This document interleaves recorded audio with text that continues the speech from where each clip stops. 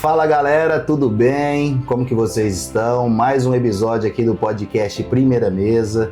Hoje eu tô com um convidado muito especial, o nome dele é Padre Marcos. Então galera, hoje a gente vai conhecer um pouco da história do Marcos, a história do sacerdote Marcos, do Padre Marcos. Então assim, o intuito hoje é o quê? O nosso podcast ele é de liderança e negócios, mas nada melhor do que um padre para poder citar como é liderar uma sociedade, uma comunidade, os desafios. Ele que está acostumado a participar de casamentos, está acostumado a participar de momento triste da vida das pessoas, ele que tem que tomar decisões diárias, ele que se abdicou de muitas coisas da vida dele para estar aqui. Então eu quero que o senhor seja muito bem-vindo ao Primeira Mesa, Padre Marcos.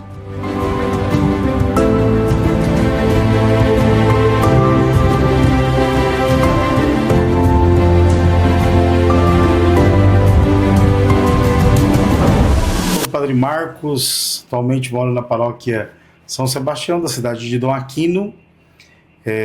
Sou nascido em Rondonópolis no ano de 1989. Meus pais são da cidade de Rondonópolis. Cresci em Rondonópolis toda a minha infância e fiz toda a minha formação, né, nos primários, questão da escola, tudo em Rondonópolis. Depois ingressei no seminário, onde que quando nós fazemos o seminário a gente faz duas faculdades, filosofia e teologia. Então galera, antes da gente conhecer o sacerdote Padre Marcos, vamos tentar conhecer agora um pouco do homem, do Marcos, né? Como que começou toda a história dele. E assim, Padre Marcos, antes de você ser padre, o senhor pode contar um pouco como que foi a sua infância? Então sim, a minha infância, meus pais são de Rondonópolis. Meu pai é funcionário público, hoje aposentado, minha mãe dona de casa.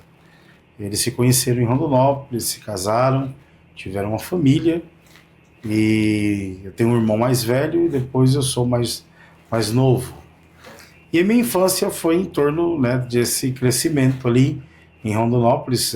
Nasci na região ali do Cascalinho e crescemos ali, né, toda a nossa infância. Meu pai, né, como a vida de funcionário público nunca foi muito fácil, né, e assim meu pai, e dono da casa, né, aquilo que cuidar de todo um lar, e a gente cresceu vendo ali meu pai trabalhando, minha mãe também trabalhando nos afazeres da casa, mas também sempre ajudando, vendendo rosca, né, e a minha infância foi em torno disso, né, graças a Deus não faltou nada.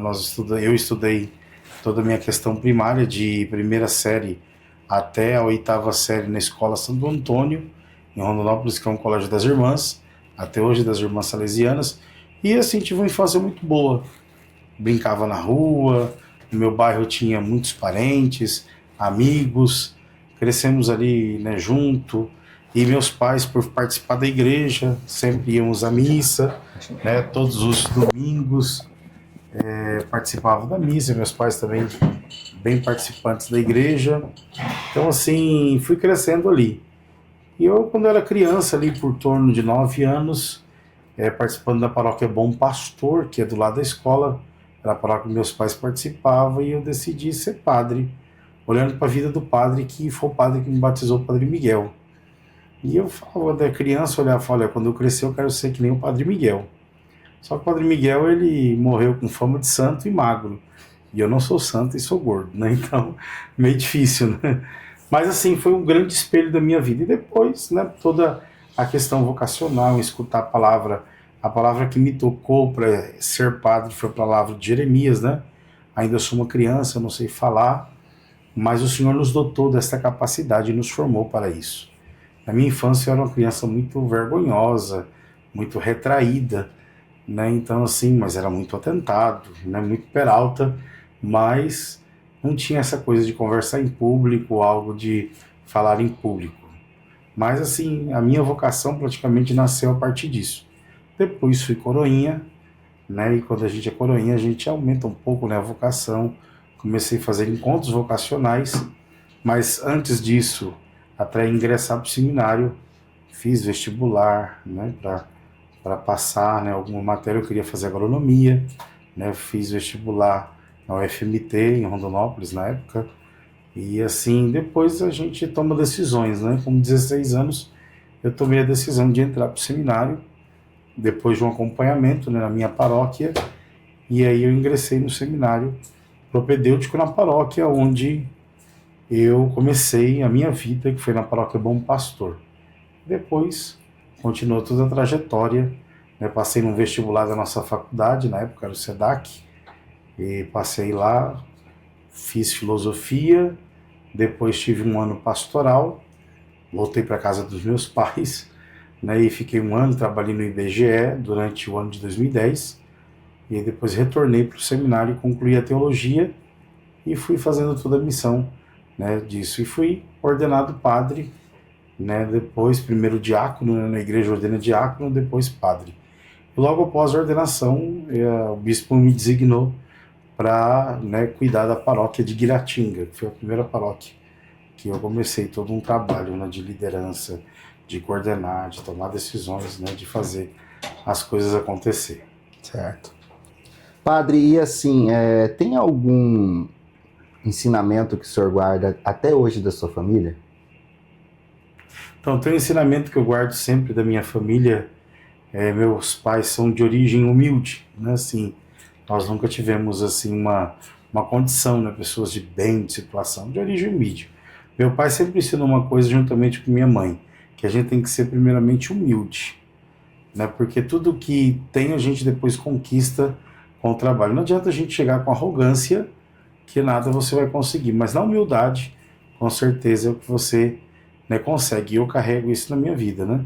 A gente chega meio pequenininho, meio devagarzinho, para depois conquistar. Papai sempre dizia assim, mas mamãe, você começa que nem um gatinho, né? Miau, miau, miau, para depois na persistência, né, de ser um leão forte, né? Porque não adianta você começar como um leão e depois não ter nada o que oferecer. Padre, para que muitos entendam como que é a vocação, como que é esse sentimento e tudo, mas um pouco antes desse sentimento, dessa vocação que o senhor sentiu de entregar a sua vida para Deus, algum momento passou na sua cabeça em ter uma profissão, em casar, ter filhos, ou esse momento nunca existiu?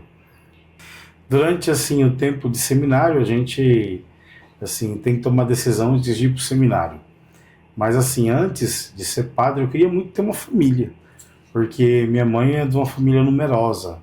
Eles são em 17 irmãos, na família do meu pai são 4 irmãos, mas a gente cresceu numa família numerosa, então a gente tem aquele arquétipo na cabeça. Também quero casar e ter muitos filhos, né? E assim, desde eu tinha muita vontade de casar, ter filhos, mas depois da vocação, do chamado, de entender, de dar resposta a Deus, eu compreendi também que ser padre é ser um pai de família e também ter filhos, né? Não gerados, mas filhos espirituais, e que faz com que a gente cresça, entenda um pouco disso. Mas sempre permeou, até ali antes de ordenar mesmo no retiro espiritual que a gente tem antes de ser padre, e às vezes a gente para e pensa, mas será que eu fiz a escolha certa? Será que não era para me casar, ter filhos? Mas Deus vai confirmando, né, na certeza das coisas, das decisões que a gente vai tomando no decorrer da vida, né? Que sim, tomei a decisão certa e vou encaminhando por causa disso. Dúvida sempre há, né? No seminário a gente sempre falava que eram as crises, né? E eu brincava que às vezes eu não tinha muito crise, eu queria ser padre, eu tinha medo de ser mandado embora do seminário, né? Ou deixar de ser padre. Mas essas crises vêm como aquilo que nos faz ajudar a entender e a compreender ainda mais. Igreja, então assim, fui crescendo ali. E eu, quando era criança, ali por torno de 9 anos, participando da paróquia Bom Pastor, que é do lado da escola, era a paróquia que meus pais participavam, e eu decidi ser padre, olhando para a vida do padre, que foi o padre que me batizou, o Padre Miguel. E eu falava, quando era criança, olhava e falava, quando eu crescer eu quero ser que nem o Padre Miguel. Só que o Padre Miguel, ele morreu com fama de santo e magro. E eu não sou santo e sou gordo, né? Então, meio difícil, né? Mas, assim, foi um grande espelho da minha vida. E depois, né, toda a questão vocacional, escutar a palavra que me tocou para ser padre foi a palavra de Jeremias, né? Ainda sou uma criança, não sei falar, mas o Senhor nos dotou desta capacidade e nos formou para isso. Na minha infância eu era uma criança muito vergonhosa, muito retraída, né? Então assim, mas era muito atentado, né? Muito peralta, mas não tinha essa coisa de conversar em público, algo de falar em público. Mas assim, a minha vocação praticamente nasceu a partir disso. Depois fui coroinha, né? E quando a gente é coroinha, a gente aumenta um pouco, né, a vocação. Comecei a fazer encontros vocacionais, mas antes disso, até ingressar para o... Então, padre, e para quem está assistindo, consiga entender como que é esse sentimento e como é a vocação, aquela vontade, aquele chamado que você recebeu. Você pode explicar um pouco para a gente, poder tentar pelo menos entender? Eu sei que muita coisa a gente não vai conseguir compreender, mas pelo menos como que foi quando você aceitou o chamado de Deus e como que foi esse sentimento?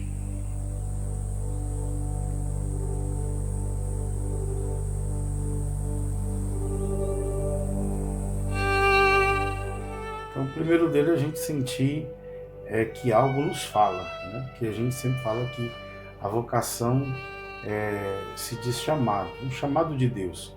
Não é que Deus vai descer fisicamente, vai dizer, te chamei Marcos Antônio para ser padre, né? Bom se fosse. Mas acontece que a gente sente o que? Um arder no coração, algo que nos impulsiona e diz, não, eu quero ser isso. Comigo, né, como eu disse, eu senti a certeza através da palavra de Deus que disse, né? Ainda sou uma criança, eu não sei falar. E também pela vivência do padre da minha paróquia, né? Eu falo aí do padre Miguel, mas também do padre Gunther. Eu fui coroinha dele na paróquia Santa Cruz, em Rondonópolis. Então a gente olha para a vida deles e fala, nossa, eu também quero me doar a vida assim. E aí a gente vai tomando as decisões dos encontros vocacionais e a gente vai vendo, não, a nossa certeza é essa, de entregar a vida ao Senhor desta forma. Claro, né? Com isso a gente vai tendo confirmações daquilo que Deus vai colocando e certezas, né? Que vai nos ajudando a tomar essa decisão. Não é coisa somente da cabeça ou da emoção, mas algo que vai construindo, né, a nossa vida naquilo da certeza da decisão que tomamos. E assim, padre, e como que foi para sua família receber essa notícia? Eu disse primeiro para minha mãe, né? Mamãe entendeu, falou, não, meu filho, é assim. Meu medo era falar pro meu pai, porque assim, uma coisa de pai, né? Mas graças a Deus, meu pai e minha mãe me apoiaram desde o princípio. O dia que eu falei pro meu pai falou, meu filho, essa é a sua decisão, vamos adiante. Eu fiquei meio com medo, né? Mas foi ao contrário, meu pai super acolheu, minha mãe também até hoje são os meus apoiadores, né, nessa vocação. E assim, padre, alguma vez o senhor sentiu medo da decisão que o senhor estava tomando?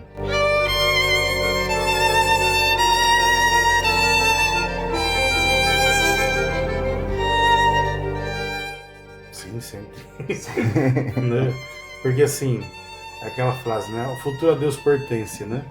Mas assim, você fala, nossa, mas será que é isso mesmo? É a certeza disso, né? Mas assim, o medo faz parte. Mas o Né, que mais te assustava? Meu medo era de não dar conta, né? De ser uma resposta para aquilo que as pessoas precisam, né? Porque as pessoas esperam muito, né, de nós, sacerdotes, né, dos padres, uma resposta, né? Não de tomar decisões. Depois, ao decorrer da minha vida de padre, né, que vou fazer agora 11 anos de padre, eu entendi que a gente não é aquele que toma decisões, mas aquele que ajuda a pessoa a tomar decisão.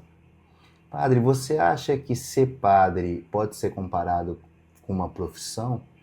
Então, para nós, a gente não compara porque nós não temos horário e nem bater ponto. Então, assim, quando precisa, estamos ali, né? Meu pai tem uma frase que eu acho muito interessante. Ele chama que padre não é uma profissão, é um artista.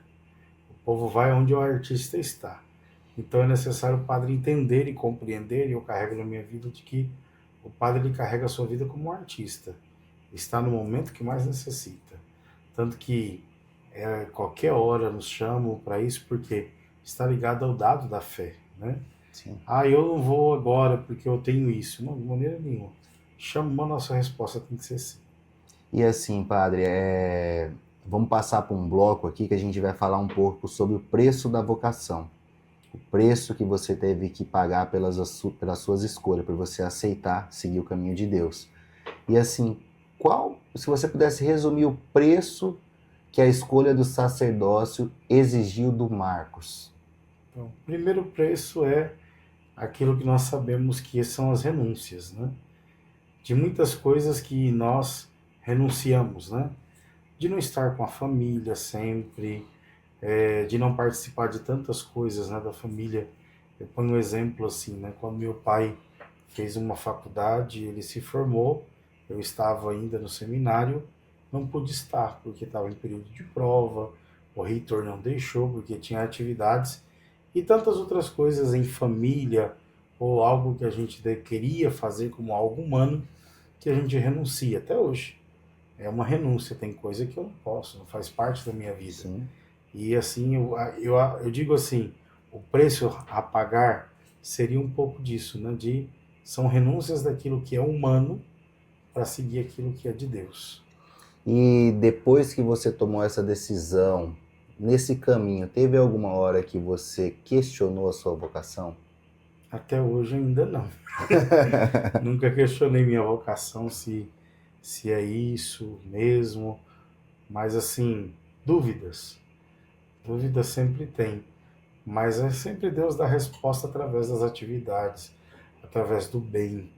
Eu acho que o que mais transforma a vida do sacerdote é você chegar no fim do domingo, né? Que é o final, ter terminado de celebrar a última missa e ter realizado os matrimônios, batizados, ter feito tantas coisas, de dizer uma palavra de conforto num momento tão difícil e a pessoa depois chegar a falar bem assim, nossa, muito obrigado. É gratificante você ver a alegria e a satisfação do povo, né, nessa doação. E padre, a gente sabe que Deus conforta, Deus ampara, Deus dá força, mas o lado humano do Marcos teve muita solidão nesse processo? Faz parte, a solidão é algo que carrega a vida, né, dos sacerdotes, né? Tanto que é uma preocupação da igreja essa questão da solidão.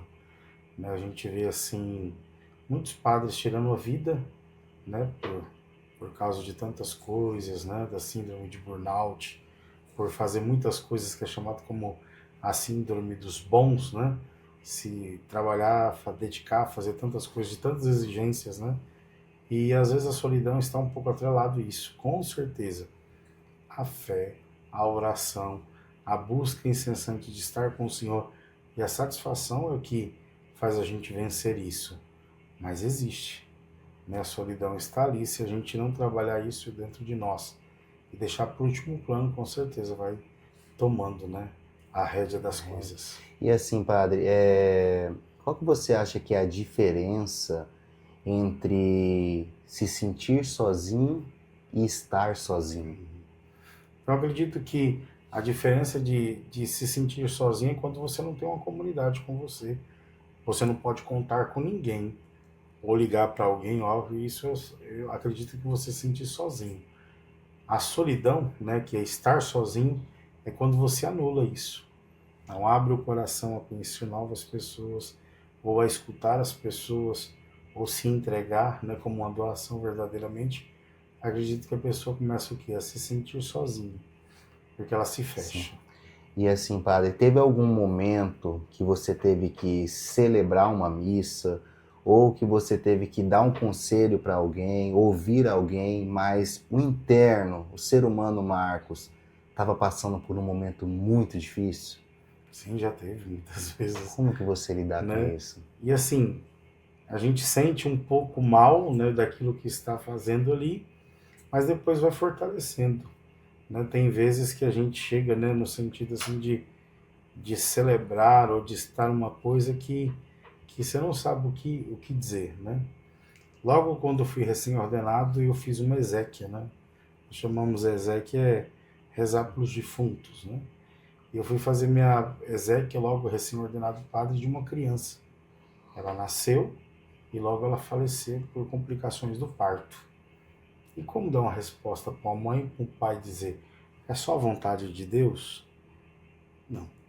E naquela época recém-ordenado, no auge, né? Aí dá aquele chute, né? Você fala, o que eu vou falar para esse povo?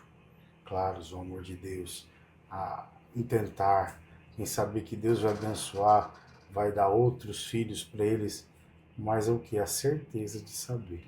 Aí a gente vê o que um pouco daquilo que é da fraqueza humana, de pensar assim, nossa, eu não vou dar conta, o que eu vou dizer? Mas é aquilo que fortalece, é o próprio Deus, que nos dá a palavra acertada e as coisas acertadas para que possa confortar o coração. Eu só sei que eu disse coisa que eu não sabia, que depois de muito tempo o casal me procurou e falou, padre, muito obrigado, as palavras foram satisfeitas. E eu saí de lá como se não tivesse feito nada. E ficou até marcante eu ver o pai abraçar o caixãozinho e chorar. Por que, Deus? Forte. Tem coisas que acontecem, né, que a gente fica até sem resposta, né? E recém pegada a batina. Sim, recém-ordenado, padre. E padre, existe algum sofrimento que um sacerdote vive que você acha que a sociedade não consegue compreender? Eu acho que eu creio que o maior sofrimento de um sacerdote, eu acho que é o sofrimento de não ser compreendido. Aquilo que é a palavra. O próprio Cristo passou por isso, né? Sim. Com os 12 apóstolos, um traiu ele, porque não entendeu o grande projeto. Mas eu acredito que o grande sofrimento do sacerdote em si é isso. Não entender o projeto do Pai, que não é a nossa vontade, mas a vontade de Deus. E você se sente, acho que culpa é uma palavra forte, mas como você se sente quando você percebe que a sua palavra não está conseguindo ajudar alguém? Então, é o que mais dói o coração da gente, que a gente sente, parece que não está tocando o coração. Parece que vai se tornando algo vazio. Né? E assim você fala, nossa, mas eu estou dizendo, estou falando, estou exemplificando e parece que as pessoas não estão compreendendo, né? E aí às vezes a gente falta aquele feedback, né, das pessoas e parece que você vai percebendo que você não tem sentido de estar ali, né? Mas na maioria das vezes as pessoas esperam um pouco, passa, depois a gente vê que não é o tempo, né? Mas sim o tempo de Deus. E sobre essa questão do tempo de Deus, como que a gente consegue identificar? Como que você é o conselho que você dá hoje para as pessoas, principalmente nessa vida que a gente tem de momentaneidade, o mundo acelerado? Qual é o tempo de Deus? Então hoje nós vivemos um tempo em que tudo é pronto, né? Eu tenho 37 anos, né? Agora 37 anos. Na minha época, antigamente, você esperava um sapato ficar pronto. Uma sandália ficar pronto. Hoje a gente chega, tem sandália e tênis de todo tipo na prateleira e você escolhe. Até os correios estão mais rápido, né? A Shopee, hoje tem aplicativo, tudo é rápido. Quando você assusta, já chegou. E muitas vezes o tempo de Deus as pessoas estão colocando como o tempo necessário que nós estamos vivendo aqui. E o tempo de Deus sempre é aquele tempo que é necessário. Já aconteceu muitas coisas na minha vida em que eu esperava uma coisa que eu pensava que ia dar certo, mas ela veio de outra forma. Melhor do que aquilo que eu esperava. Tá vendo? Porque eu acho que o tempo de Deus é aquilo que Ele vai dar, aquilo que é melhor para nós. Às vezes eu quero uma Hilux, Ele vai me dar um Fusquinha, porreta, né? E que depois, quando eu vou ver, eu já tô na Hilux, né? Porque é um processo, né? Ninguém quer passar pelo processo, né? Ninguém quer sofrer, né? Nós estamos vivendo um tempo presente que as pessoas não querem sofrimento. As pessoas só querem o bem-estar, sem ter sofrer. A pessoa ela quer saber das coisas, mas não se deixar formar. A pessoa quer tomar o lugar do médico sem passar pela lição de ser formado médico. E nós estamos vivendo que o tempo de Deus é que é se deixar moldar por Deus, né? Como a própria palavra diz, nós estamos na mão do oleiro e devemos ser o quê? Moldados por Deus. E assim, padre, já que a gente está falando um pouco sobre o tempo de Deus, lá em Tessalonicenses, quando fala tem de bom ânimo, eu venci o mundo, né? Quando Jesus deixou essa mensagem para nós, no mundo tereis aflição. O que você acha que ele quis passar com essa mensagem? é bem genérico, só você vai ter aflição, mas você tem que permanecer, ou você acha que tem algo mais profundo nessa passagem? Ele quis dizer para nós que ser cristão é como diz o evangelho de hoje, né? É tomar minha cruz e seguir. O próprio Jesus diz, né? E São Paulo, quando diz a comunidade de Tessalônica, ele está querendo dizer, se queremos ser verdadeiros discípulos do Senhor, prepare para o sofrimento, prepare para as tribulações, porque é através disso que nós vamos vencer. Por isso, eu venci o mundo. E vencer o mundo significa o quê? Não seguir o mundo, mas seguir o próprio Cristo, né? Meu professor de Bíblia dizia assim, se o mundo está para lá, o nosso caminho é para cá. É o inverso, que é o caminho de Cristo, né? E padre, para encerrar esse bloco sobre o preço da vocação, teve alguma noite? Eu falo noite porque geralmente é quando a gente deita na cama e começa a pensar na vida, que o senhor recorda assim que foi uma das mais difíceis no seu caminho sacerdotal? Teve. Quando eu fui a minha primeira transferência de padre, que eu saí, né, de Guiratinga, depois fui para Alto Araguaia, né? Você parar e pensar assim, nossa, mas será que eu estou sendo punido ou porque eu fiz um bom trabalho, né? E assim, a gente promete ao bispo obediência, né? Mas sim, a gente faz a obediência, mas às vezes a gente fica pensando, nossa, mas será que eu fui punido? Ou tá dando certo o caminho, né? Foi assim uma noite bem angustiante porque mudança, né? E às vezes a gente tem medo, né, da mudança. Mas digo que foi algo depois que passou que eu vi a grandeza de Deus, que precisava. É isso aí, gente.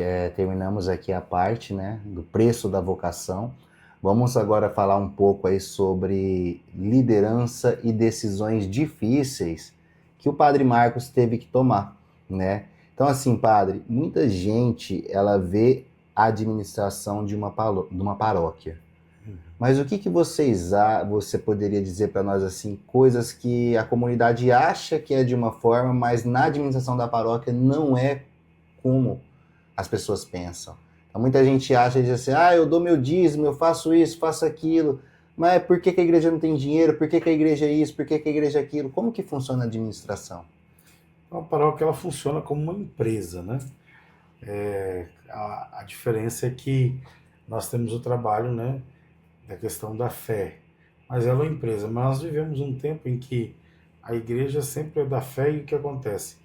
Muitas pessoas que trabalham na igreja ou que dedicam à igreja, né, eu falo assim em questão financeira, são pessoas que não levam um pouco disso a sério. Ah não, tudo é igreja, tudo é Deus, né? Então tipo assim, tem horário a cumprir, tem a coisa para fazer, mas assim, não, é para a igreja, é para Deus, né?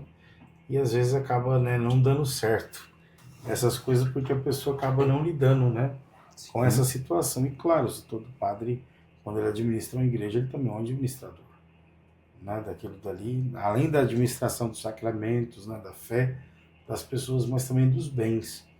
E o grande problema é que nós católicos, né, a contribuição não é uma contribuição que supre as necessidades, porque nós temos um rebanho, vamos dizer assim, muito grande, mas a questão financeira é bem pouca. Então, às vezes, a gente tem que trabalhar daquilo que dá. Por isso que a gente vai perceber as igrejas ainda trabalham com festa, com rifas, né, com tantas coisas, porque muitas vezes as ofertas e os dízimos não são necessários para contribuir daquilo que é. Se a gente, exemplo, né, vê uma casinha pequena, a gente já vê que se gasta muito. E na igreja é um grande templo, é muitas coisas, e às vezes a gente vê que muitas coisas que a gente tem ali não dá conta se suprir. E a grande maioria das paróquias, né, passam o quê? Um pouco apertado, vamos dizer assim, mas assim, Deus sempre providencia e não deixa faltar. E padre, para que as pessoas possam entender, né, o significado, qual que é a diferença entre ofertar e dizimar? Então, a oferta é aquilo que eu dou na celebração, né? Tem sempre a celebração da Santa Missa, a gente ofertamos, né? Na missa a gente oferta o corpo e o sangue de Jesus. E naquele momento a gente dá o dinheiro, né, também como a nossa oblação, né, a oferta dado a Deus, né? Diferente do dízimo, o dízimo é um compromisso mensal de fidelidade para com a igreja. Para quê? Para que a igreja possa manter, né, os trabalhos, manter a igreja, pagar água, energia, funcionários, manter o padre, se naquela paróquia também tem religiosas, né, manter as irmãs. Então, assim, o dízimo é isso, né, que também ajuda também, que tem uma porcentagem que é dada para a diocese, que ajuda também a manter a diocese. E assim, padre, o senhor hoje é o líder da paróquia de Dom Aquino. E ser líder exige escolhas e decisões. Você acha que hoje é mais difícil você lidar com pessoas ou lidar com a administração da paróquia? As duas coisas é complicadas, né? Porque assim, nós somos preparados para administrar a paróquia, né, daquilo que é possível, mas também fomos preparados para lidar com as pessoas. Mas os dois, né, Os sempre há dois essa têm que pôr. dificuldade. Por quê? Na igreja, o trabalho do povo é um trabalho voluntário, não é um trabalho remunerado. Sim. Então você não pode exigir metas, porque as pessoas estão doando aquilo que ela está realizando. Diferente do trabalho Você pode administrativo, cobrar, né? você pode cobrar, você pode falar fulano, né? Você faça isso, é assim, assim, assim, né? Diferente do trabalho paroquial, que é voluntário. Eu sei que o fulano está indo lá, ele cuida, abre e fecha a igreja, exemplo. Ele não é remunerado. Então eu vou esperar da boa vontade dele. Que Deus Se toque ele o vir coração, né? sempre, louvado seja Deus. Mas se ele pode um pouco, ele vai fazer aquilo que ele pode. E padre, assim, para as pessoas entenderem o que é liderar, hoje para você, nessa liderança, você acha que tem alguma diferença entre ser uma boa pessoa e ser um bom líder? Eu vejo que os dois têm que estar em conjunto. Um bom líder e uma boa pessoa é aquela que entende que ela não faz tudo sozinha, que ela depende das pessoas. Porque, como se diz, né? Líder e ditador é parecidíssimo, né? Sim. O líder é aquele que diz assim, vamos juntos. O ditador é aquele que fala, tem que ser feito. Então, assim, nós temos que trabalhar um pouco isso, né? E a igreja, o que que acontece? Na igreja a gente tem um trabalho que nos leva a isso, né? Caminhar juntos, fazer juntos as coisas. Para quê? Para que um dia chegamos naquilo que nós merecemos, que é o céu. E E para você, isso, a liderança que está à frente tem que nos motivar a isso. e assim, padre, pegando essa linha de raciocínio, você acha hoje que nós temos muitos bons líderes ou muitos ditadores em empresas? Nas empresas eu vejo que às vezes a gente tem mais um número de ditadores do que de líderes. Qual que é o conselho que você daria para eles? O meu conselho é que a gente tem que fazer juntos, né? Porque o grande problema é que a pessoa, às vezes, ela assume algo e eu estou ali naquele patamar e se esquece que até aquela pessoa que varre o É chão, importante. você precisa ver que é importante. É o que a igreja trabalha, né? Que ninguém fica de fora, que todos têm o mesmo valor. Como aquele que prega no altar, como aquele que varre o chão da igreja ou que limpa a igreja, que tem o mesmo valor, a mesma dignidade. E como, padre, você corrige alguém sem humilhar a pessoa? A primeira coisa é entender de que, da mesma forma como eu aprendi, eu tenho que ajudar a pessoa também a aprender. Né? Que ela é errar humano. Né? Isso é comum. Mas é necessário que a gente dizer, olha, fulano, chamar a parte, até o próprio Jesus fala, né, da correção fraterna, sem humilhar, porque humilhar a pessoa, você perde a pessoa. E um padre, ele também precisa pedir perdão para as pessoas que ele lidera? Com certeza.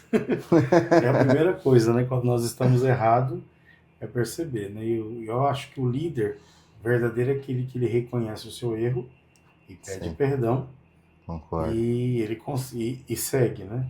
Do que esconder e dizer que ele não erra. E padre, qual foi a decisão mais impopular que você teve que tomar na sua liderança sacerdotal, mesmo sabendo que você ia perder pessoas por conta disso?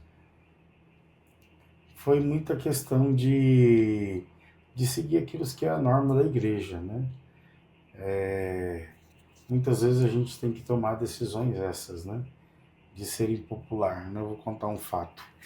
Quando eu estava em Guiratinga, a gente fez a decisão de tirar a cerveja, né? As bebidas alcoólicas da festa. Menino do céu, Rapaz, todo mundo só não me chama de santo.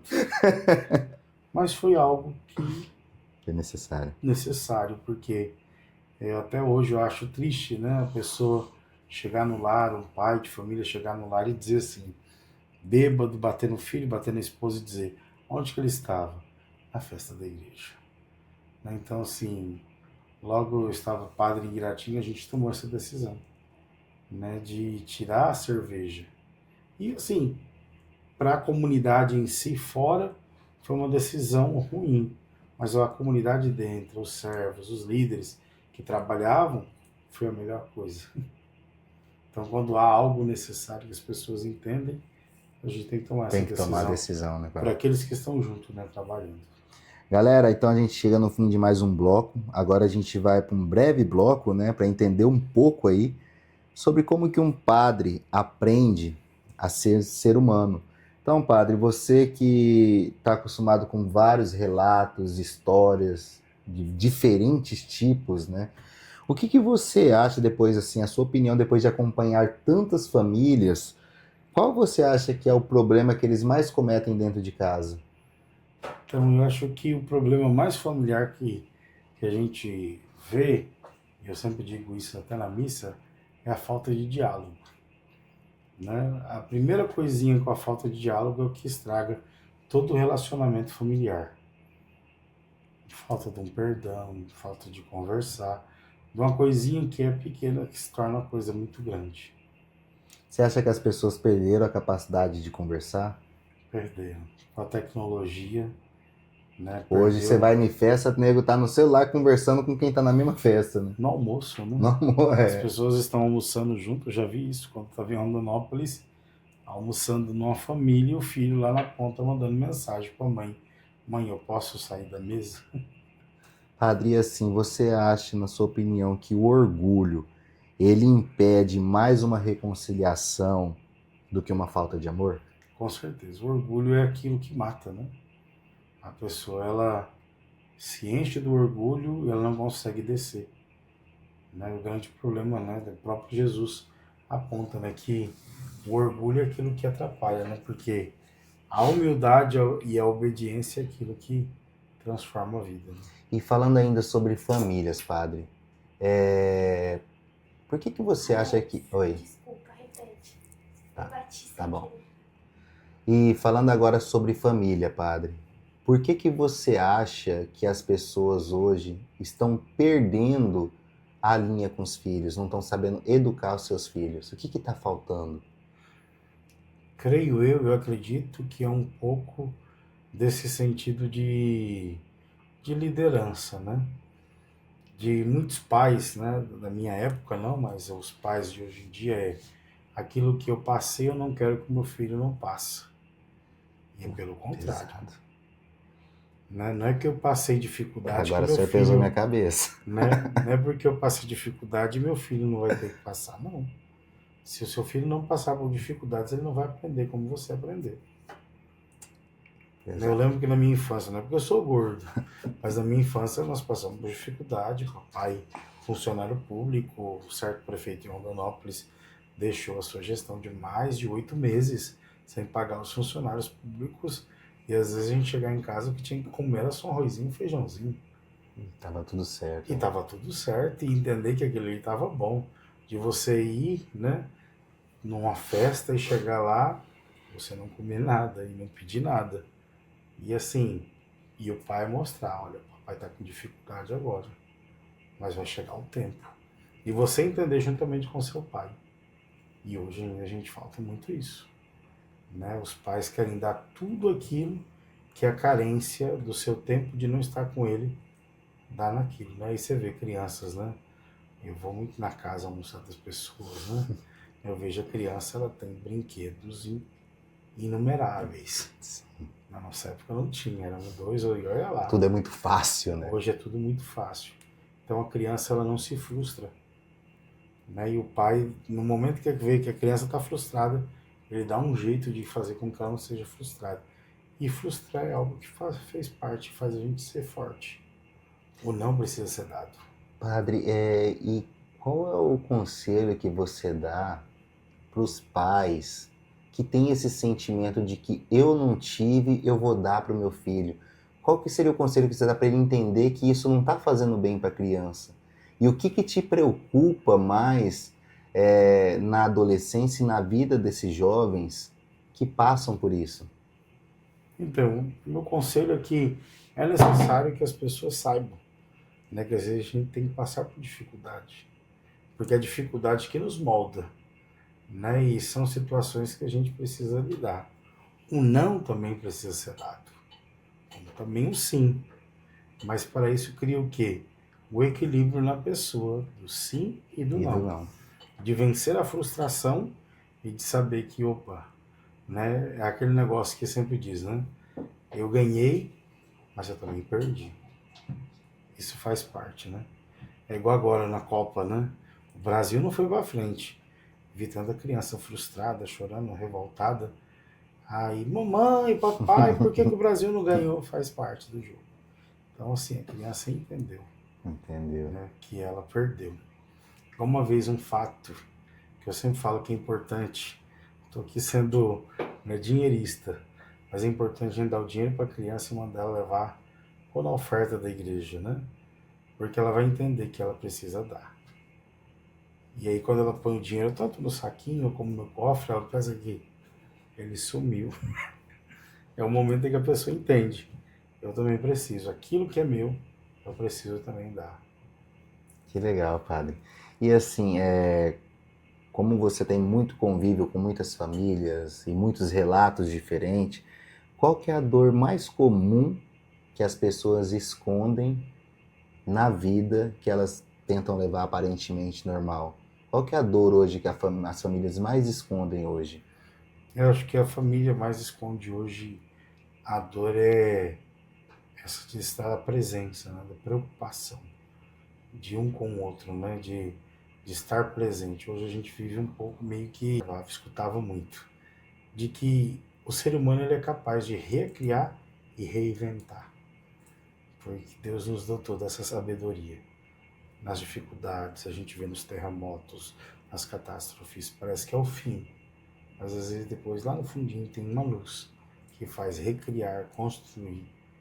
Porque Deus nos dotou disso, né? De sabedoria. Padre, você acha, agora a gente vai entrar num bloco aqui que eu acho bem interessante para quem está ouvindo. Você acha que a dúvida ela é falta de fé ou você acha que só a dúvida em si já é falta de fé?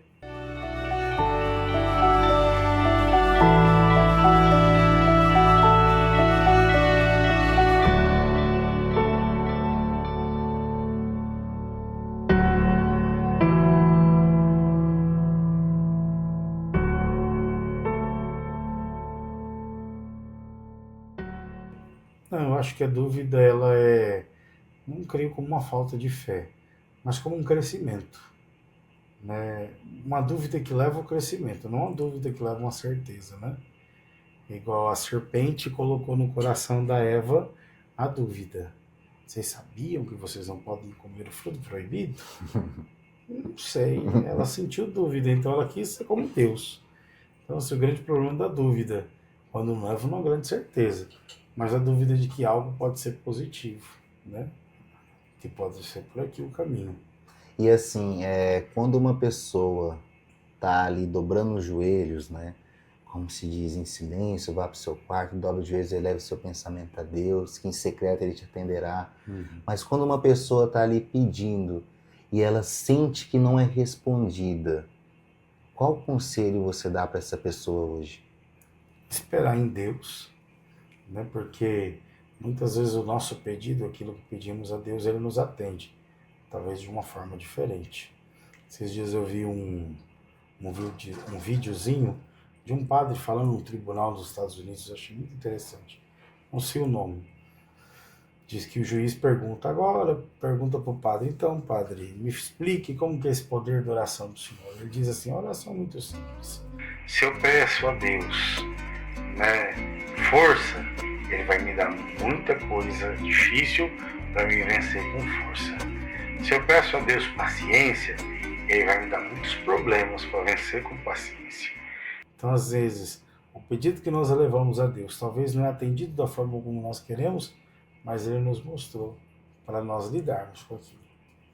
E padre, assim, sobre o relato que você falou, né, sobre o primeiro sigma, como fala, quando você teve que ir lá no velório da criança, na Ezequiel. E assim, o que eu queria te perguntar, como você fala de Deus no momento que uma pessoa perdeu alguém? Que uma mãe perdeu um filho, que um pai perdeu um filho. E assim, quando você chega num ambiente e vê uma pessoa ali no momento mais frágil da vida dela, como você faz para conseguir dar tanta esperança e acreditar que aquilo é melhor para aquela pessoa? Não é um momento tão fácil, mas a única certeza que a gente dá é a certeza de Deus.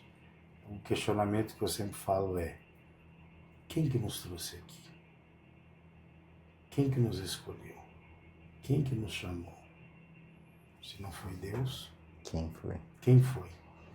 Eu não pedi para nascer, nem você, mas estamos aqui. Da vontade do meu pai e da minha mãe eu vim, graças a Deus. Mas nós viemos pela vontade de Deus. E trabalho através disso, e é isso que nos fortalece, cada vez mais. O sentido, A criança morreu uma fatalidade, ou que aconteceu algo, a gente pensa assim, não é minha, é de Deus. Se Deus deu, Deus chamou, é o salmo de hoje, O Deus que dá a vida, mas também é o Deus que tira a vida.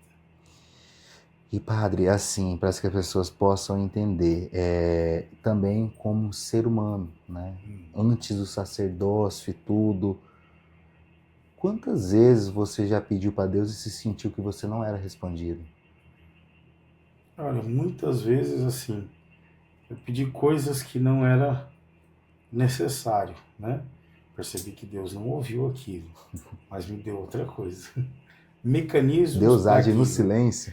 Deus age muitas vezes no silêncio, E não naquilo que a gente precisa, no que a gente quer, Um exemplo, às vezes eu pedi para Deus muitas coisas assim necessárias de mudanças ali, mas Ele deu um mecanismo para que aquilo mudasse isso aqui. E depois desse momento, a sua maneira de acreditar mudou? Mudou, muito. Porque assim, a gente passa uma realidade da fé infantil para uma fé madura. A fé infantil é aquilo que a gente pede para Deus e Deus dá tudo bonitinho. Mas a fé madura é aquilo que Deus nos dá a força e a coragem para conduzir. Bacana. Galera, agora a gente vai falar um pouquinho sobre fragilidade, poder e também sobre vaidade. Padre, assim, a ordenação, ela muda a missão de uma pessoa, mas ela não elimina suas fraquezas, elimina? Não. E como lidar? Então, tanto que na ordenação, a gente acredita no poder temporal de Deus, da sua graça, que nos confere para poder lidar, Mas a gente sabe do nosso humano. Dom Maurício, que é o nosso bispo agora atual, nas ordenações ele vem falado isso, Do tema vocacional que a nossa vida ela tem um humano. E a gente precisa cuidar do humano. Entender que nós não somos super-heróis, Que a gente precisa cuidar, Que somos frágeis, que infelizmente as nossas fragilidades e as nossas má consequências dão resultados a nós, E para isso é necessário que a gente cuidar disso. Sabermos que somos humanos, que vai acontecer. E padre, assim, você acha que a vaidade é uma das tentações mais perigosas para quem exerce um cargo como o seu? É possível, A vaidade é algo porque as pessoas, gostam muito bem de receber o padre, agradar o padre, E o grande problema é que quando a gente põe a centralidade humana em nós, a gente esquece de Deus, né? E às vezes a gente vê, né, a vaidade tomando como um centro, né, da vida ministerial. Não digo somente de padres, mas de todos aqueles que trabalham com o religioso, né? Acaba tomando algo assim. E isso é ruim porque a gente esquece, né? E próprio Paulo nos diz, né, São João que nos diz, né, que ele cresça e eu diminua, né? E, padre, como que você percebe que você está chegando no seu limite emocional? Assim, Quando, hoje, cara, eu tô no meu limite. uhum. Quando eu vejo que eu não dou conta, né? Que assim, isso a gente trabalha muito, né? De saber que às vezes eu não dou conta. E dizer, né? Ser franco, olha, não consigo. O padre pode dizer eu não estou bem? Eu não estou bem, aham. Precisa dizer às vezes para as pessoas saberem que a gente é humano, né? Padre, você acha que os líderes religiosos, eles deveriam cuidar mais da sua saúde mental? Com certeza. Eu acho que é a primeira coisa, né? Para nós, na formação, né, para os padres, é que a gente tem tempo para tudo. Tempo de estudar, tempo de cuidar de si. Só que nós temos um defeito, né? A gente extrapola esse tempo, né? E às vezes a gente se sente até culpado porque não está fazendo alguma coisa assim. Mas para isso é necessário o quê? Saber que a gente precisa. E como que você diferencia uma crise humana de uma crise vocacional? Então, humana está ligado àquilo que é humano, né? Assim, de perceber de que, né, estou fazendo as coisas humanamente e não tenho um crescimento naquilo que é. E a vocacional eu vejo quando eu perco a vontade de realizar aquilo que eu sempre gostei. Exemplo, é a pessoa, né, ordenou padre e ele deixa de fazer aquilo que é necessário de um padre, rezar. Então está numa crise vocacional, né? É igual o casal, né? O casal casou para quê? Para se amar. E se ele não consegue se suportar um ao outro no amor, então tem alguma coisa errada aí, né? Você acha que, assim, qual que é o maior perigo hoje na vida de um padre? É aquilo que vem de fora ou aquilo que vai crescendo silenciosamente? Eu acho que o grande problema do padre, assim, é aquilo que vai crescendo silenciosamente sem perceber, sem cortar, né? Uma vida oculta, vamos dizer assim, né? Como nós dizemos no meio, né? A vida dupla, né? Sem deixar daquilo que é de ser do padre viver uma coisa que ele não é. Tá, e eu acho que deu pra gente entender bem aí, galera, sobre o que é hoje a fragilidade, o que é o poder, a vaidade. E agora a gente vai para uma parte que eu acho que é uma parte muito importante desse podcast, que é como ler a Bíblia de verdade. Então, assim, padre, é um assunto que muita gente se interessa e muita gente acha que eu sou pseudo nisso, eu sou naquilo, aquilo. E a Bíblia a gente sabe que é muito complexa, né? E para alguém que nunca leu a Bíblia, de verdade mesmo, por onde ela deve começar? Então, para quem nunca leu a Bíblia, a Bíblia, para a gente entender, ela é um livro de relatos. Relatos daquilo que as pessoas têm. Quando nós estudamos a Bíblia, né? A Bíblia ela significa o quê? Uma biblioteca. Sim. Então ela contém vários livros dentro dela, de vários ensinamentos, de sabedorias, de fatos que lá aconteceram, que se pode remontar aquilo que é presente hoje. Então eu creio que ela tem que começar desde o começo. Gênesis ao Apocalipse. E assim, padre, a gente percebe que hoje muita gente, elas falam para você começar a ler a Bíblia do Novo Testamento. O que você acha em relação a isso? O novo, ele se existe porque existiu um velho. Então, assim, para a gente entender aquilo que está no novo, a gente tem que entender o velho. O próprio o próprio Jesus Cristo nos diz, né? Eu não vim abolir a lei, mas eu vim dar pleno cumprimento. Então está dizendo o quê? Que ele não veio, né? Tanto que no original do grego ele diz, do grego ele diz que ele não veio tirar nem o iota, né? O iota é a menorzinha palavrinha do hebraico.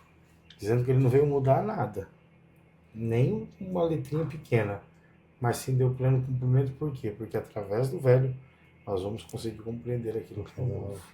E você acha que é possível entender a Deus e a mensagem que Deus quer passar ignorando o Velho Testamento? Creio que não. O próprio Jesus diz, né, para os fariseus, que o fariseu, quando ele aceita o reino dos céus, ele tira dentro de você coisas velhas e coisas novas. Tá? O que muda quando a gente começa a entender um contexto histórico, cultural, gênero e literário numa linguagem bíblica? Primeiro a gente começa a compreender e interpretar, né, aquilo que está naquela vivência, porque a gente tem que fazer a leitura bíblica, que é chamada de hermenêutica, né, a partir daquilo que está ali. Quando eu olho, né, é, as passagens antigas do Antigo Testamento, eu tenho que olhar no sentido daquilo que é. Né? Quando eu olho para Abraão, que leva o seu filho Isaque, né, para ser morto no monte por fidelidade a Deus, eu humanamente não ia fazer isso. Mas a fé me deu. É o próprio único filho que Deus me deu, mas porque é o sentido daquilo que ele estava vivendo. Deus me deu, porque é da vontade dele. E padre, a gente sabe que hoje tem inúmeras traduções da Bíblia. O que você acha que essas traduções elas podem distorcer o contexto bíblico? Eu creio que as traduções agora falando questão católica, né? As traduções católicas são traduções feitas a partir daquilo que os estudiosos, né, fazem, Sim. né? Não que elas levam para o sentido errado de maneira nenhuma. Eu já dizia nosso professor de Bíblia, né? Toda tradução é uma traição, né? Então pode acontecer, né? Mas eu creio que não, que é um sentido, né? Porque às vezes nossos irmãos protestantes nos condenam de muitas coisas que tem na nossa Bíblia. Porque se a igreja, porque quem deteve a Bíblia desde o começo foi a igreja católica. Sim. Se ela não queria que algumas coisas não fossem feitas, ela tinha tirado e feito de sua maneira. Mas não, está lá. A interpretação e aquilo que está a tradução. Tá, e tem alguma. Qual que é a tradução hoje? Para quem está assistindo e quer falar assim, eu quero baixar a Bíblia hoje que o Padre Marcos aconselhou a ler. Então, assim, na igreja a gente tem várias traduções.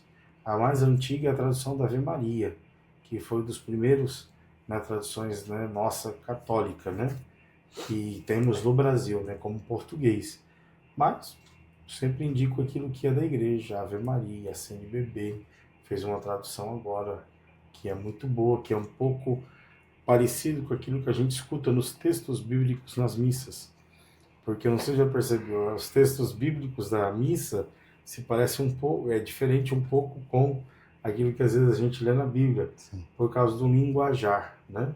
Mas assim, é parecido. A CNBB fez essa última tradução agora da Bíblia, que tem as traduções, parecido com aquilo que a gente escuta nos textos litúrgicos. Porque os textos litúrgicos nunca é um negócio corrido, eles são pedaços tirados para ajudar, né, ali na compreensão daquilo que está celebrando.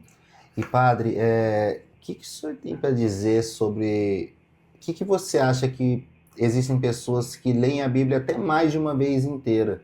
Por que você acha que eles não conseguem entender a mensagem central que a Bíblia passa?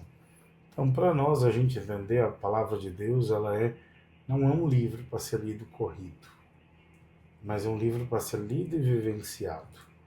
Igual na missa, né?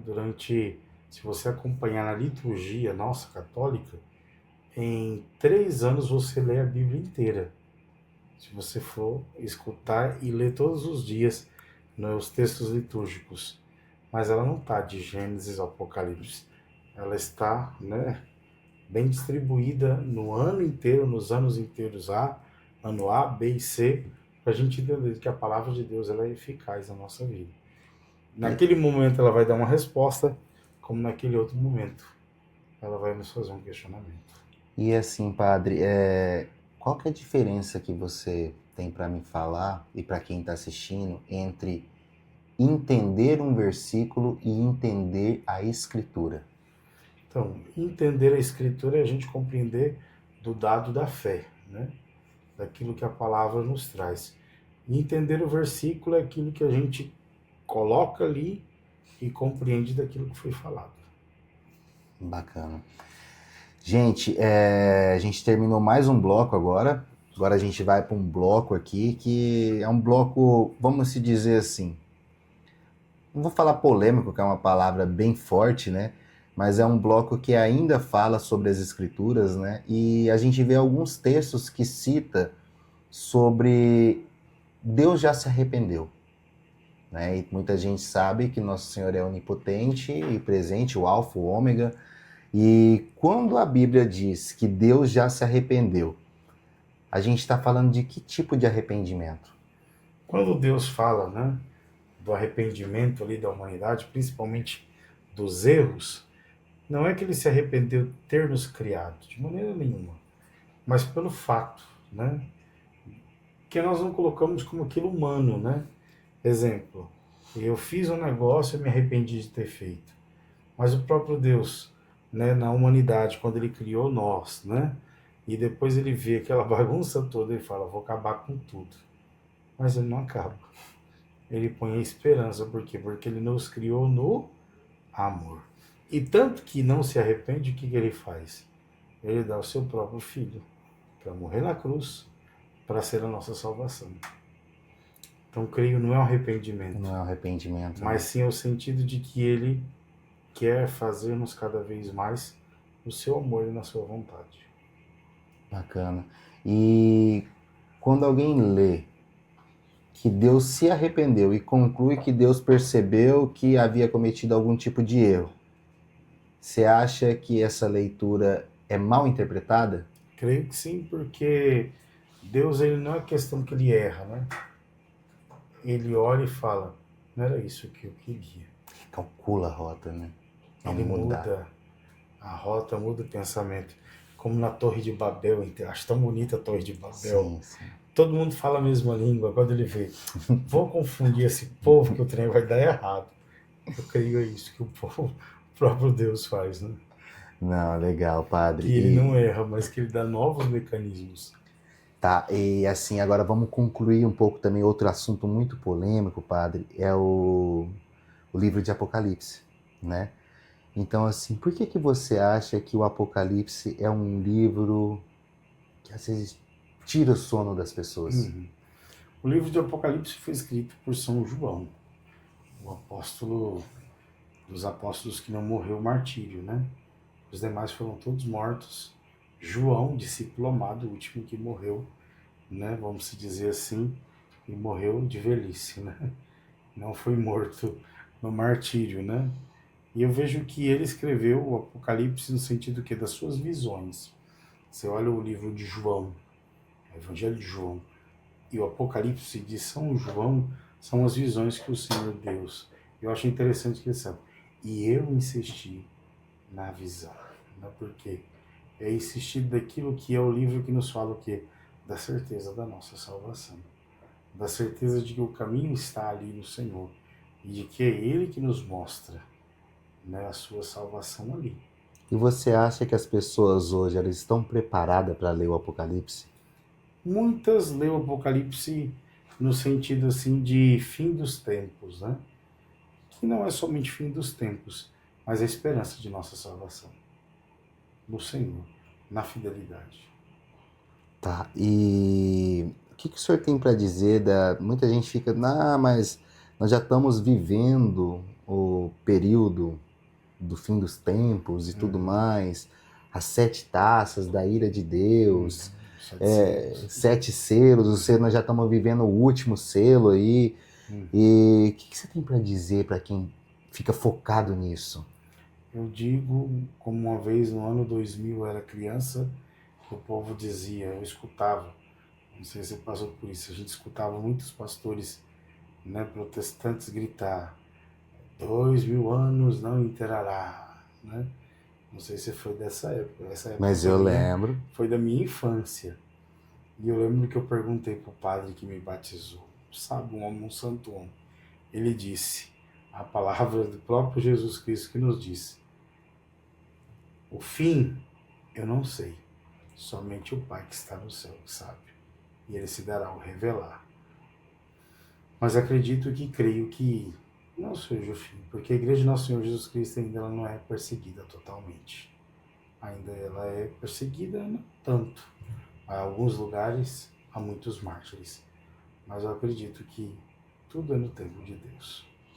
E como, assim, eu acho que não fica muito relevante, assim, não tão relevante eu falar que é um dos livros mais importantes da Bíblia, mas quão importante hoje é para as pessoas entenderem o Apocalipse de forma correta e ter orientação para poder entender de forma correta. Então, eu acredito que o Apocalipse ela é uma revelação, né, do apóstolo João, que nos ajuda a compreender os tempos presentes, né? E tanto que Jesus brigou muito com os fariseus isso, né? Que eles não sabiam interpretar os tempos presentes. Porque muitas vezes a gente interpreta daquilo que é da maneira como nós queremos, né? Hoje você põe lá no TikTok qualquer coisinha, a pessoa está cobrando muitas coisas que acaba passando que não aconteceu, né? E o que acontece? Até a certeza da salvação que vem do Senhor. Porque para nós vai ser algo claro, daqueles que vivem a fé. Não algo duvidoso, mas algo claro. Por isso que o Apocalipse de São João não é o sentido assim de que, meu Deus, né, eu estou interpretando desta forma, mas é algo que vai nos ajudar a compreender ainda mais aquilo que é de Deus. Então você acha, padre, que as pessoas entendem o livro de Apocalipse errado, tratando ele só como o fim dos tempos? Eu creio que sim, né, que ele não é só os fins dos tempos, mas a própria revelação de Deus. E até a vitória de Deus é É a contada. vitória de Deus, né? Então você vê como que nós estamos vivendo uma geração doentia, né? Que a geração ela tende a ficar vendo mais ali vamos dizer, na ira de Deus, na parte ruim, mas ela não vê a vitória de Deus, né? Então é o que eu costumo dizer. A gente tem que pesquisar, a gente tem que ler, tem que interpretar, e hoje as pessoas não querem, né? Elas querem ver o que elas querem. E a grande preocupação da igreja é que as pessoas possam interpretar como a igreja. Como a igreja interpreta, não como eu interpreto, mas como a igreja. Né? Por quê? Porque como que eu vou interpretar muitas questões teológicas se eu não tenho teologia? Se eu não tenho a capacidade disso? Então, às vezes, eu tenho que interpretar com a igreja. Né? Eu vou até colocar aqui Apocalipse 16. Ó.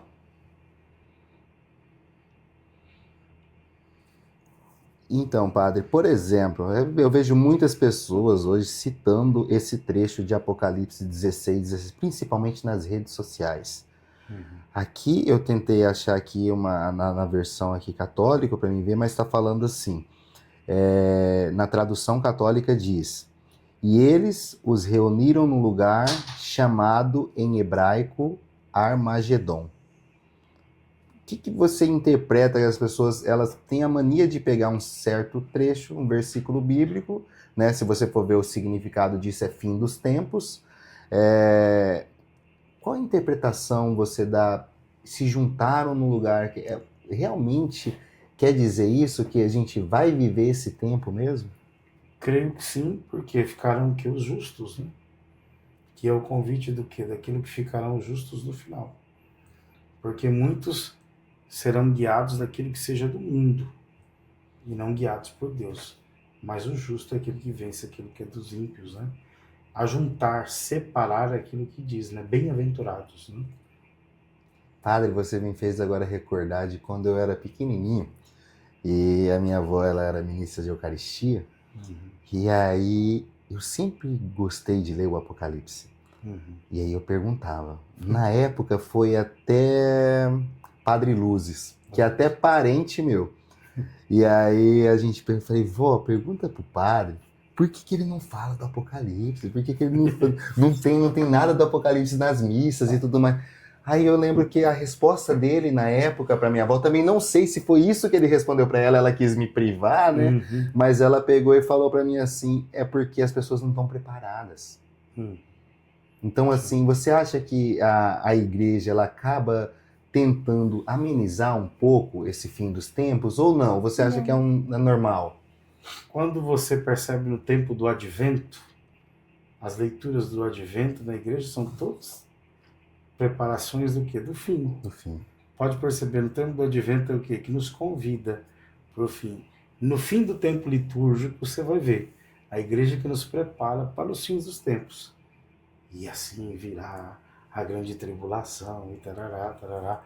Orvalhai dos céus, porque virá a nossa salvação, Senhor. E às vezes a gente vê isso na igreja. Acho que talvez foi uma má interpretação, né? Isso. Mas a igreja ela nunca privou disso. Pelo contrário, nos fins, né, do tempo litúrgico, ela nos prepara, até com o Antigo Testamento, que faz o que? As dupla vinda, né? Que o tempo do advento é um tempo de dupla vinda. A vinda de Jesus que já veio e que nós sabemos, mas o prepara para a parousia do grego, né? A volta. Bacana, acho que deu para a gente entender bastante aí essa aula aí sobre o Apocalipse, né, de São João. E agora a gente já vai, padre, aqui para os blocos finais. Vamos falar um pouco agora sobre a igreja, os jovens e o futuro, né? Por que você acha que tantos jovens estão se afastando da igreja? Porque assim, eu vejo que nós estamos vivendo um tempo presente em que os jovens, eles não vivem mais, entre aspas, em comunidade. Como disse assim, comunidade, não estão mais em grupo. Na minha época, na sua época, a gente tinha muito forte os grupos de jovens. Sim. Que a gente queria muito estar com o outro, conversar com o outro, falar com o outro. Hoje não, hoje a gente tem um individualismo. Hoje a gente vê os jovens mais conectados com a própria tecnologia de não estar junto com o outro. Tanto que nem se suporta estar junto. Hoje você não vê crianças brincar na rua, Não. como antigamente, que a gente tinha um grande número de crianças na rua, ou muitas pessoas saírem até a igreja, as pessoas acharam até cômodo estar assistindo na televisão do que precisar ir na igreja. Não, eu rezo em casa. Então, assim, a gente vê o quê? Um distanciamento dos jovens, das crianças, né? Um pouco, acho que por causa disso, dessa individualidade, como também a pandemia nos ajudou muito a ficar dentro de casa. Eu ia falar sobre isso agora, padre. Você acha que a pandemia ela teve muito custo nisso, né? Das pessoas deixarem de frequentar hoje em dia? Ah, mas eu assisto a missa na internet. Eu vejo a missa na internet, eu falo sobre na missa na internet. Dá pausa aí pra mim. Deixa eu só ver. Padre, e assim, agora vamos fazer um bloco aqui um pouco polêmico, né? Que a gente vai falar um pouco sobre fé, política e voto, né? O que você acha que hoje é o voto de um cristão? Primeiro, aquilo que seja daquilo que a igreja, né, daquilo que Cristo acredita, né? E a igreja sempre ela trabalha, né, no voto cristão, é chamado de voto consciente, né? Daquilo que é da fé, né? Daquilo que a igreja defende, daquilo que a gente espera, né, que um político, que as políticas públicas nos ajude, né, a entender, a defender, né, aquilo que é da pauta da igreja, porque o evangelho não é negociado, né? Ele tem que ser aquilo que é. E padre, você acha que a política está virando idolatria? Eu vejo que nós estamos tendo assim, todas as vezes a gente teve em vários, se a gente vê toda a questão política, né, brasileira, às vezes a gente teve sempre ídolos, né? Se a gente olhar cada tempo, sempre a gente teve ídolos, né? Mas eu acho que às vezes as pessoas colocam algo muito a mais em lideranças, né, políticas, daquilo que não se necessita, né? Porque a gente tem uma coisa na política, a esperança da mudança. Por exemplo, na política a pessoa fala, olha, eu vou mudar aquele parque ali. Aí todo mundo fica feliz, nossa, vai. Passa o tempo e não mudou o parque. Vem de novo e fala, agora eu vou mudar o parque. Aí o povo acredita. E não acontece de novo. E padre, até onde a igreja pode influenciar em um voto? Então a igreja ela trabalha, né? A igreja católica ela trabalha no sentido do voto consciente. Então ela faz uma conscientização das pessoas, né? Ela não é partidária. Né? A igreja ela não tem um partido, mas ajuda as pessoas na reflexão daquilo que é do segmento ao Senhor, né? Daquilo que é de Cristo, né? Nem um lado A, nem um lado B, mas sim aquilo que vai nos levar, né? E padre, antes de apertar o botão da urna eletrônica, o que o cristão deveria se perguntar no seu interior? A primeira coisa, o bem comum, né? Tanto que a igreja trabalha, né, sobre aquilo que é, né, da igreja em si, na questão social, na questão do trabalho. Na fé é o bem comum, para que todos tenham vida e vida em abundância.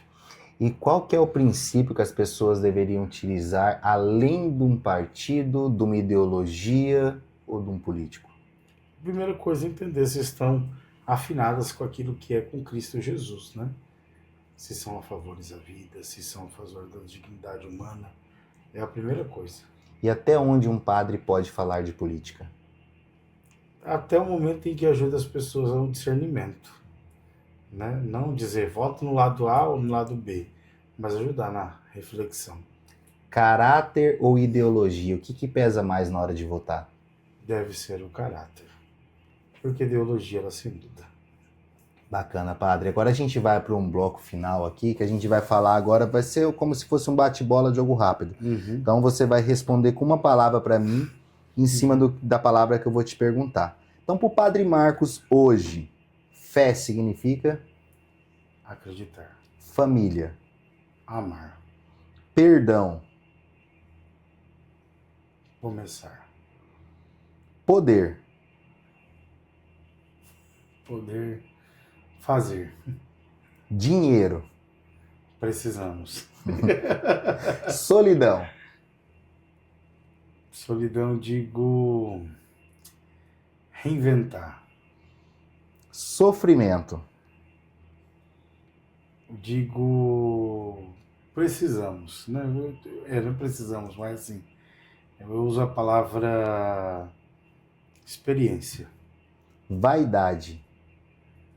Pouca. Liderança. Necessária. Bíblia. No coração. Apocalipse. Uma palavra, esperança no Senhor.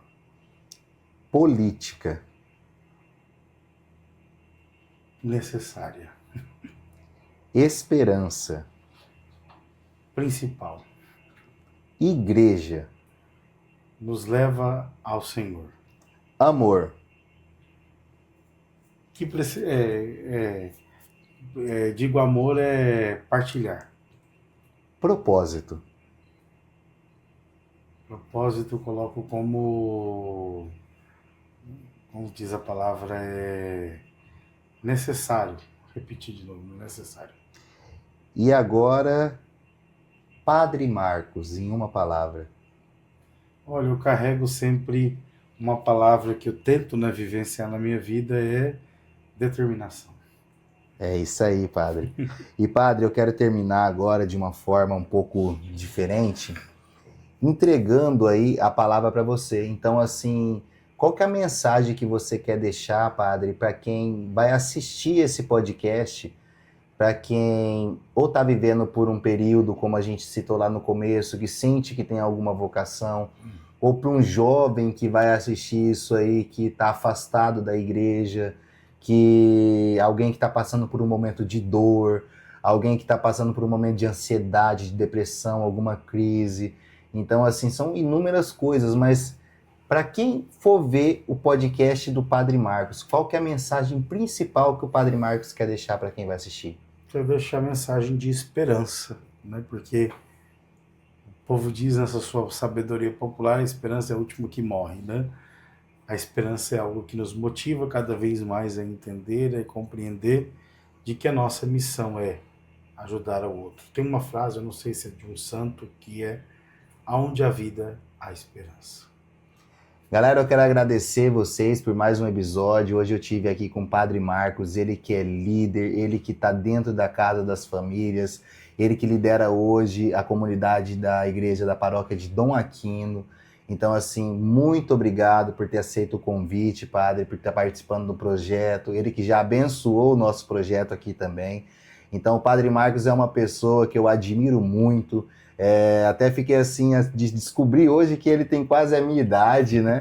E a gente saber assim que é uma pessoa do bem, é uma pessoa que às vezes é criticada pela sociedade por não ter travas na língua, mas eu costumo dizer até dentro da minha casa, papéis de liderança precisam exercer condutas de liderança. E condutas de liderança não é passar a mão na cabeça, conduta de liderança é falar o que realmente tem que ser feito. Então a gente está vivendo num momento onde as pessoas só querem ir para a igreja ouvir o que elas querem, mas elas não querem ouvir a verdade que é para ser dita. Então, Padre, muito obrigado pelo convite, que Deus ilumine muito o senhor, que até assim, eu falando pro Padre que Deus ilumine muito, né? Mas, Padre, muito obrigado, né? Do fundo do meu coração. Amém, eu que agradeço, Alex, pelo convite. Estamos aí, né, para cada vez mais ser sinal, né, de esperança na vida das pessoas. Galera, muito obrigado aí, até o próximo episódio do Primeira Mesa.